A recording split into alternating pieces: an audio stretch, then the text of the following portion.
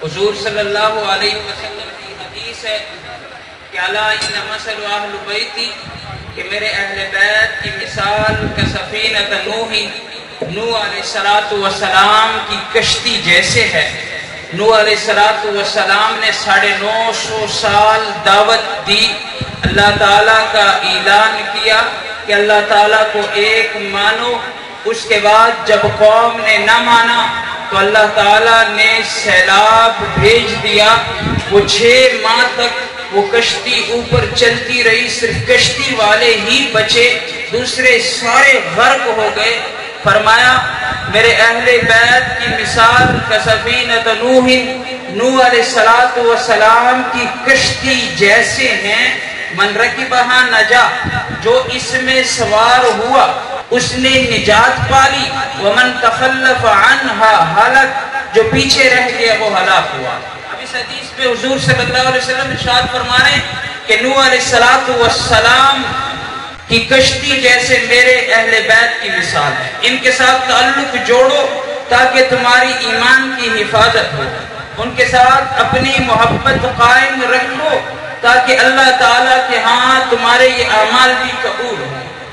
اور دوسری حدیث جو میں نے تلاوت کی وہ صحابہ کے حوالے سے حضور صلی اللہ علیہ وسلم نے ارشاد فرمایا اصحابی کالنجوم، میرے صحابہ ستاروں کی مانند ہے۔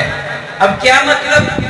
پہلی حدیث میں اہل بیت کو کشتی نوح کے ساتھ مشابہت دی، دوسری حدیث میں صحابہ کو ستاروں کے مانند کہا۔ اب اس میں یہ بات سمجھنے کی کوشش کریں، ہم تو خشکی میں رہتے ہیں، ہمیں ستاروں سے کیا غرض؟ ہمیں تو ستاروں کی روشنی کوئی ضرورت نہیں۔ نمبر 2، ہم تو خشکی میں رہتے ہیں، ہمیں کشتی کی کیا ضرورت؟ اب ان حدیثوں کے ساتھ ہماری کیا تعلق ہے؟ ایک بات، اس بات کو سمجھنے سے پہلے ایک بات اور سمجھ لیں۔ اللہ تعالیٰ نے قرآن مجید میں بھی حضور صلی اللہ علیہ وسلم کو سراج منیرہ، سورج کے ساتھ تشبیہ دی ہے، سراج منیرہ۔ آپ سمجھنے کی کوشش کریں، حضور صلی اللہ علیہ وسلم کے جانے کے بعد ایک حدیث میں کہ اتنے فتنے آئیں گے، اتنے فسادات اٹھیں گے کہ اس کا کوئی حساب نہیں ہوگا۔ ابھی ایک فرقے کا فتنہ ختم نہیں ہوا ہوگا، دوسرا فتنہ آ جائے گا، دوسرے فتنے کی سرکوبی علماء کرام نے نہیں کی ہوگی، تیسرا فتنہ اٹھائے گا، فتنے ہی فتنے ہوں گے۔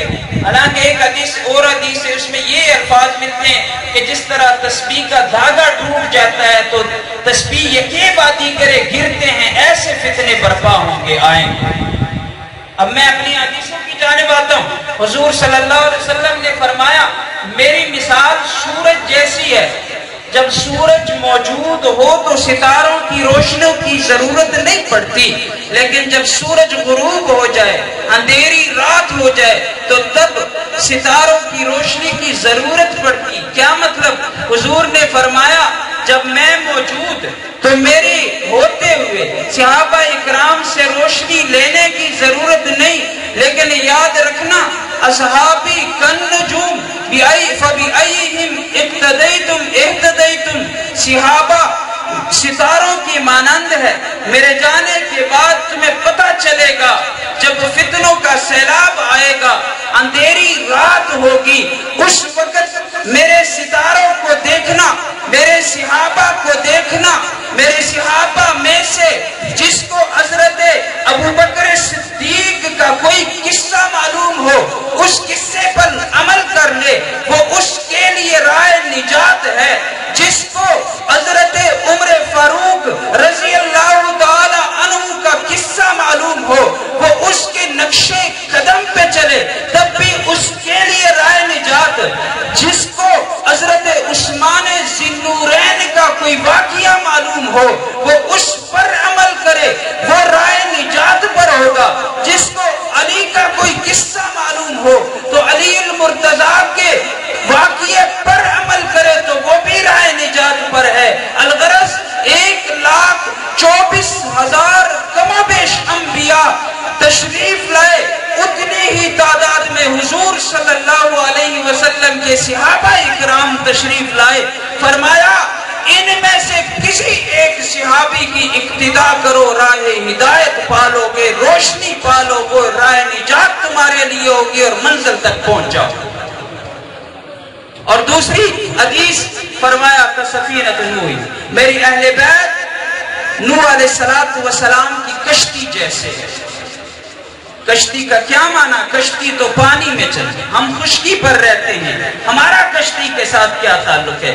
فرمایا جب بے دینی کا سیلاب آئے گا، جب فرقوں کا سیلاب آئے گا، جب دنیا میں کوئی پتہ نہیں چلے گا کہ ہم کہاں پہ جائے، فرمایا ان فسادات کے دور میں صحابہ کو اپنا رہبر مان لو، روشنی ان سے حاصل کرو اور اہل بیت کو اپنی کشتی مان لو۔